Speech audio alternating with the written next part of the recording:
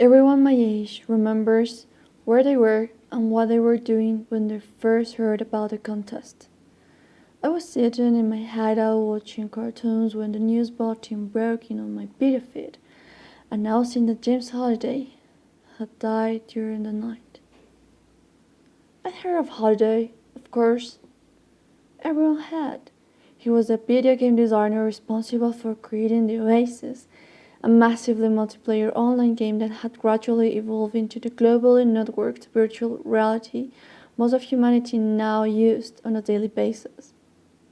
The unprecedented success of the Oasis had made Holiday one of the wealthiest people in the world. At first, I couldn't understand why the media was making such a big deal of the billionaire's death. After all, the people of planet Earth had other concerns: the ongoing energy crisis, catastrophic climate change, widespread famine, poverty, and disease, help those in wars, you know, dogs and cats living together, mass hysteria. Normally, the news feeds didn't interrupt everyone's interactive sitcoms and soap operas unless something really major had happened, like the outbreak of some new killer virus or another major city vanishing in a mushroom cloud. Big stuff like that.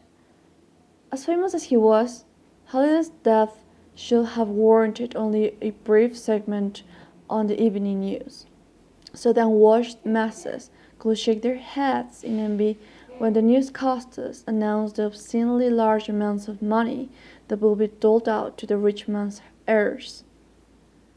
But that was a rub. James Holiday had no heirs. He had died a 67-year-old bachelor with no living relatives and, by most accounts, without a single friend.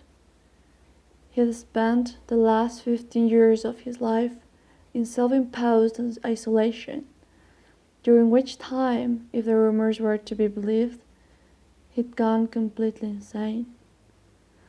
So, the real jaw-dropping news that January morning, the news that had everyone from Toronto to Tokyo crapping in their cornflakes, concerned the contents of Holiday's last will and testament, and the fate of his vast fortune.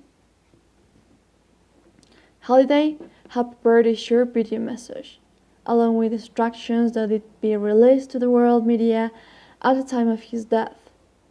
He'd also arranged to have a copy of the video emailed to every single Oasis user that same morning. I still remember hearing the familiar electronic chime when it arrived in my inbox just a few seconds after I saw that first news bulletin. His video message was actually a meticulously constructed short film titled Anorex's Invitation.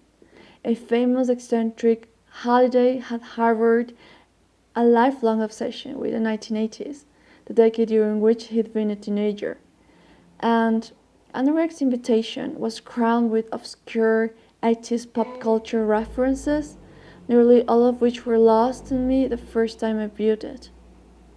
The entire video was just over 5 minutes in length, and in the days and weeks that followed, it would become the most scrutinized piece of film in history, surpassing even the Zapruder film in the amount of painstaking frame-by-frame analysis devoted to it.